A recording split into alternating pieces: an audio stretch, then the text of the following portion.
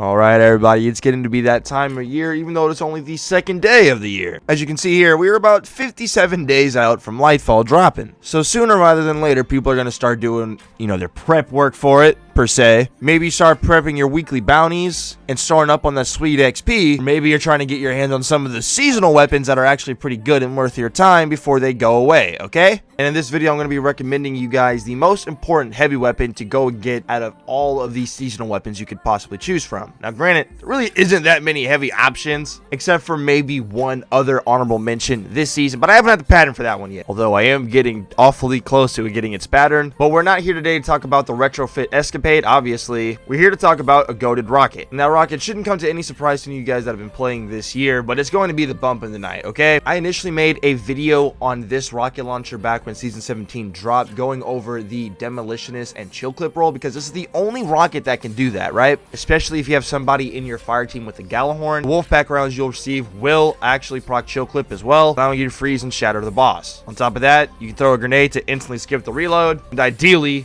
this is best suited on the Starfire Warlock build, which is the character that I play the most. Now, I have two in my inventory here because you're not always going to have a Gallahorn in your fire team. Sometimes you might just be playing solo. And in that case, I wouldn't recommend the Chill Clip roll for solo, but rather maybe something like Frenzy for solo. Not that Chill Clip is bad for solo, it just gets so much better when you have Wolfpack rounds up. And if you're not going to have any Wolfpack rounds, then you're better off suited running this roll, in my opinion, Demo and Frenzy. Frenzy is going to provide you a nice 50% to handling and reload speed, as well as giving you a 15% damage buff. It's kind of the same principle here with Demolitionist. We just have Frenzy instead of Chill Clip for solo play style of content. Now, of course, these are not the only good rolls for this gun. These are just specifically my preferred rolls, because I got a rocket for just about anything else, right? I got a Field Prep Clown cartridge, Impact Casing Hothead, bro. Like, it's good. I got my Phantom Might rocket launcher right here. I got a Stasis rocket with built-in tracking in the Palmyra, although it does do less damage. And then I got the Void One Royal Entry Field Prep Clown. Don't play with me, bro. All right, everybody. Now, real quick though, I do want to go ahead and, of course, pull up the entire perk pool for the Bump of the Night rocket launcher, so you guys can see all of the perks for yourself, and maybe go ahead and craft something else that I don't even recommend, because hey, bro, it's your game. Play how you want to, right? In the first column, we do have things like Steady Hand Stats for all, Demolitionist, Tracking, which can never go wrong with tracking,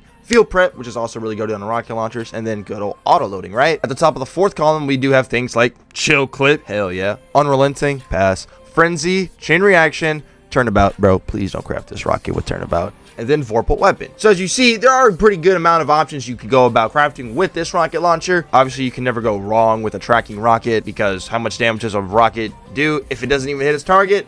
0. And Vorpal Weapon is always there as just a free, easy 10% extra damage buff to mini bosses and normal bosses, of course. And because it is an aggressive frame rocket launcher, is going to be hitting for a little bit more damage than something like the Palmyra or Royal Entry. From homies out there that have used this rocket, you guys know exactly what I'm talking about when I say that this rocket is absolutely worth your time and worth crafting.